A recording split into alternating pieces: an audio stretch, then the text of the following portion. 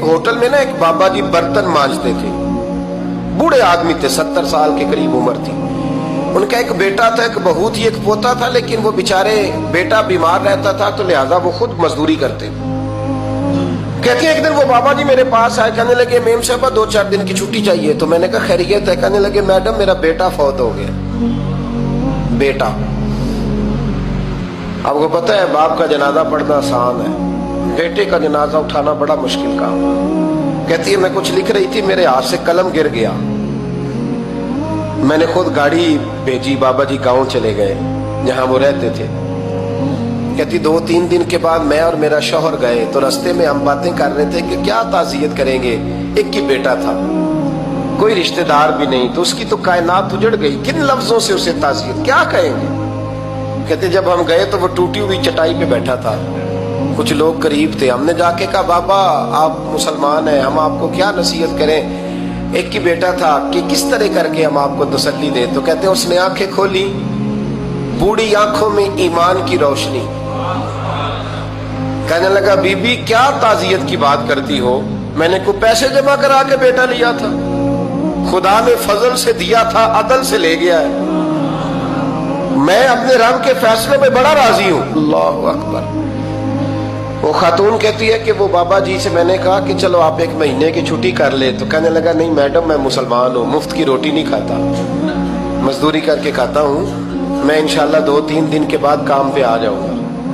कहती हैं वो चंद दिनों के बाद आ गया, अल्लाह की कुदरत के अभी 2-3 माह गुजरे थे, फिर आया, मैडम छुट्टी चाहिए कुछ दिनों की। मैंने कहा खैरियत है? कहने लगे वो मेरी बहू भी हार्ट अटैक से फौत हो गई। कहते अब मैं भी तड़प गई और ईसाई हो कि मेरी आंखों में आंसू आ गए। मैंने कहा घर का दरवाजा बंद हो गया, अब ये बेचारा क्या करेगा। वो अपने शौहर के गम में हार्ट अटैक से फौत हो गई। कहते हम फिर 2-3 दिन के बाद ताज़ियत के लिए गए, फिर टूटी हुई चटाई, बूढ़ा ना अपनी उंगलियों से जमीन पर कुछ बना रहा है। कहती करीब गई और मैंने जाके कहा बाबा अब तो तसल्ली आपने खुद ही करनी है, जो निजाम था वो तो हो गया। तो कहते हैं फिर उसने आंखें खोली, आसमान की तरफ देखा तो कहने लगा बेटी कोई परेशानी नहीं, मेरा बेटा बगैर शादी के भी तो फौत हो ही सकता था ना, बस मेरे मालिक ने जब चाहा जैसे चाह हुआ, मैं इंशाल्लाह 2-4 दिन के बाद काम पे आऊंगा। ये मेरा 3-4-5 साल का पोता है, अभी स्कूल दाखिल हुआ है, मैं साथ ले आऊंगा, वहां मेरे साथ ऊपर क्वार्टर में जहां मैं रहता हूँ ये भी रहेगा। कभी कभी मैं देखती छत पे खड़े होके कि दादा घोड़ा बना हुआ है और पोता सवारी कर रहा है, वो सवेरे उठता उसको स्कूल छोड़ के आता, शाम को लेके आता, प्यार करता, मोहब्बत करता। 3री मंजिल पर हमने क्वार्टर दिया हुआ था, वहां दादा पोता रहते। अल्लाह तू बड़ा बेनियाज है। कहती है इकबाल एक दिन ना पोता ऊपर वाली मंजिल पे खेल रहा था, उसका पैर फिसला, वो गर्दन के बल जमीन पे गिरा, मुझे खबर हुई तो मैं दौड़ी, एम्बुलेंस मंगाई, खून से लिथड़े हुए उस बच्चे को दादे ने अपनी गोद में रखा। और जब हम अस्पताल की तरफ गए तो हॉस्पिटल बाद में आया, जनाबे इजराइल पहले आ गए और कहते वो गोद में दम तोड़ गया। फिर दादे ने उसे अपने हाथों से गुसल दिया, फिर उसने अपने बूढ़े हाथों से कब्र खोदी और फिर मिट्टी डाल के कहने लगा इन्ना लिल्लाहि व इन्ना इलैहि राजिऊन, जे सोना ही मेरे दुख विच राजी, जे सोना ही मेरे दुख विच राजी। फिर सुख नु चुल्ले डावा।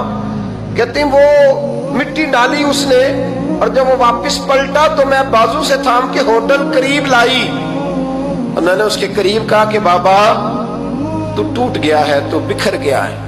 तो कहते यूं उसने हाथ रखे और यूं आंसू छटक दिए।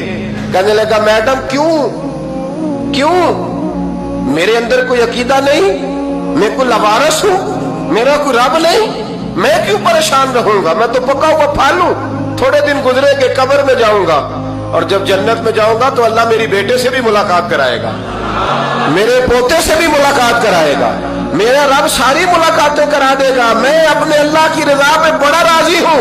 वो खातून कहती है मेरा और मेरे शौहर का कलेजा फटने लगा।